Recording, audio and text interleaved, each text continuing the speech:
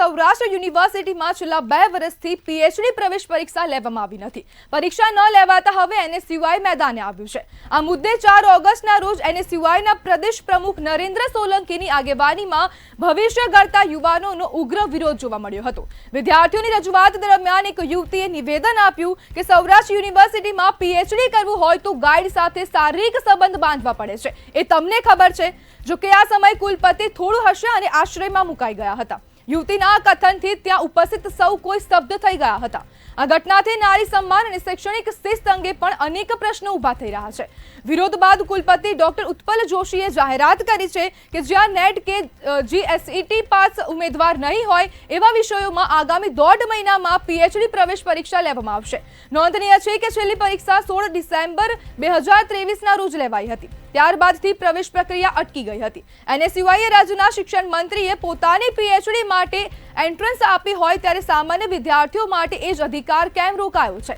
એવા સવાલો ઉઠાવ્યા હતા. ત્યારે સમગ્ર આંદોલન બાદ વિદ્યાર્થીઓએ માંગ સંતોષાતા વિરોધ પૂર્ણ થયો છે. આવા નિવેદનો અને વિરોધની ઘટના શૈક્ષણિક વ્યવસ્થાઓને લઈને પ્રશ્નો ઉઠાવે છે. અનેક સવાલો ઊભા થઈ રહ્યા છે કે એનએસયુઆઈ દ્વારા વિરોધ કરવામાં આવ્યો છે અને તે જ દરમિયાન જે યુવતીઓ ત્યાં હાજર હતી તેમને આરોપો પણ મૂક્યા છે કે પીએચડીમાં એડમિશન જોતું હોત તો ગાઈડ સાથે પણ સૂવું પડે છે અને શારીરિક સંબંધ બાંધવો પડે છે. નારી સન્માનના આરોપો પણ કોઈ કેમ પગલાં લેતા નથી?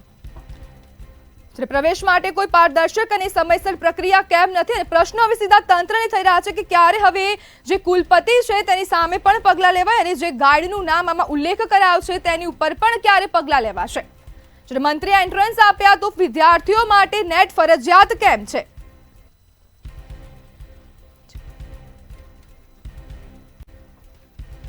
હવે સાથે કોંગ્રેસના પ્રવક્તા ડોક્ટર નિદત બારોટ જોડાઈ ગયા છે. જે નિદતભાઈ, ગાઈડ સાથેના શારીરિક સંબંધ પર કેમ કોઈ પગલાં નહીં?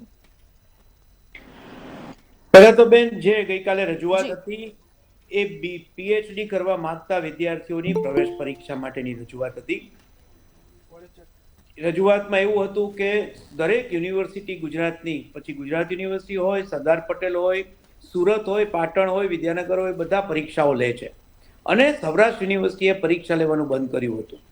વાત એવી હતી કે પરીક્ષા યુજીસી પ્રમાણે લઈ શકાય નહીં, પરંતુ સુરત યુનિવર્સિટી જ્યારે પરીક્ષા લેતી હોય, ગુજરાતના વર્તમાન શિક્ષણ મંત્રી પાનસુરિયાજી એમાં પરીક્ષામાં બેસતા હોય અને એ પરીક્ષા પાસ કરીને પીએચડીમાં પ્રવેશ લેતા હોય ત્યારે એ પરીક્ષા ગેરકાયદેસર નથી, પરંતુ સૌરાષ્ટ્ર યુનિવર્સિટીએ કરેલું અર્થઘટન ગેરકાયદેસર હતું. સૌરાષ્ટ્ર યુનિવર્સિટીએ પરીક્ષા ન લીધી, એના કારણે વિદ્યાર્થીઓએ પ્રાઇવેટ યુનિવર્સિટીમાં 2 થી 3 લાખ રૂપિયા ફી ભરીને પ્રવેશ લેવો પડ્યો.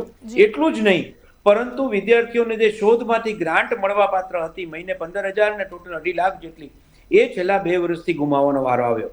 વિદ્યાર્થીઓની રજૂઆત એવી હતી કે સૌરાષ્ટ્ર યુનિવર્સિટીમાં પણ અન્ય યુનિવર્સિટીની મારફત પરીક્ષા લેવાય અને આ રજૂઆત જ મુખ્ય વિષય હતો. આ વિષયને સૌરાષ્ટ્ર યુનિવર્સિટીના કુલપતિએ પરીક્ષા લેવામાં આવશે, નેટ સ્લેટ નહીં હોય તેવા વિદ્યાર્થીઓની સંખ્યા વધારે હશે ત્યાં પણ એટલું તો એટલું એટલીસ્ટ શરૂ થયું છે એટલી માંગ એનએસયુઆઈના વિદ્યાર્થીઓની કુલપતિએ સ્વીકારી છે. બીજો વિષય હતો કે વિદ્યાર્થીની આક્ષેપ કર્યો હોય. વિદ્યાર્થીનીઓના આવા ભૂતકાળમાં પણ આક્ષેપ થયેલા હતા. સૌરાષ્ટ્ર યુનિવર્સિટીએ એની ઉપર કમિટીઓ બેસાડી અને કડક પગલાં લીધા છે. 2-3 અધ્યાપકોને છૂટા પણ કરવામાં આવ્યા છે. વર્તમાન વિદ્યાર્થીનીનો જે આક્ષેપ હતો એ વિદ્યાર્થીનીની જે માહિતી અમારી પાસે છે એ પ્રમાણે ભૂતપૂર્વ વિદ્યાર્થી હતા, જૂના સમયના વિદ્યાર્થી હતા. આમ છતાં કુલપતિએ સૌરાષ્ટ્ર યુનિવર્સિટીમાં જે ઇન્ટરનલ કમ્પ્લેન્ટ કમિટી આઈસીસી જે યુજીસીના નિયમ પ્રમાણે બનેલી છે એ સમિતિ સમક્ષ ફરિયાદ કરી શકે અને ફરિયાદ કર્યા પછી એની ઉપર કડક કાર્યવાહી થાય એની ચોક્કસ અમે તપાસ કરીશું, ધ્યાન આપીશું. નિદતભાઈ, કુલપતિને જે આક્ષેપો કરવામાં આવ્યા છે તેમાં હસવું કે પછી પગલાં લેવું? મને લાગે છે કે કુલપતિ કોઈ વાત ઉપર ટિપ્પણી કરતા હશે એ જ વખતે આ વાત થઈ એટલે બંને ભેગું થયું હોય. કુલપતિનો ઈરાદો હસવાનો ન જ હોય એવું હું માનું છું. કુલપતિ પણ આખરે વાલી છે, એમના પણ પરિવારના બાળકો હોય. આવી કોઈ ઘટના કોઈ વર્ણવતું હોય તો એ અત્યંત દુઃખદ હોય અને એની કડકમાં કડક તપાસ કરવાની હોય. હસવાનો તો પ્રશ્ન જ ઉપસ્થિત નથી થતો. નિદતભાઈ, શિક્ષણ મંત્રી પીએચડી માટે એન્ટ્રન્સ આપ્યું છે તો પછી વિદ્યાર્થીઓ આનાથી વંચિત કેમ છે? હું ચોક્કસ માનું છું કે સૌરાષ્ટ્ર યુનિવર્સિટીએ છેલ્લા 2 વર્ષથી કરેલો નિર્ણય ખોટો છે. સૌરાષ્ટ્ર યુનિવર્સિટીમાં પરીક્ષા લેવાવી જ જોઈએ. શિક્ષણ મંત્રી પરીક્ષા આપે છે એનો અર્થ જ એવો થયો કે નિયમની મર્યાદા એવી જ છે કે પરીક્ષા લેવાવી જોઈએ. વિદ્યાર્થીઓની પરીક્ષા નથી લેવાતી અને ન લેવાનો નિર્ણય જે સૌરાષ્ટ્ર યુનિવર્સિટીએ કરેલો હતો એ તદ્દન ખોટો હતો અને રદ કરવા પાત્ર છે. જી નિદતભાઈ, જોડાવા બદલ આપનો આભાર. સૌરાષ્ટ્ર યુનિવર્સિટી પર હવે ગંભીર આક્ષેપો કરવામાં આવી રહ્યા છે અને પીએચડી માટે હવે સંબંધની શરત મૂકવામાં આવી રહી છે.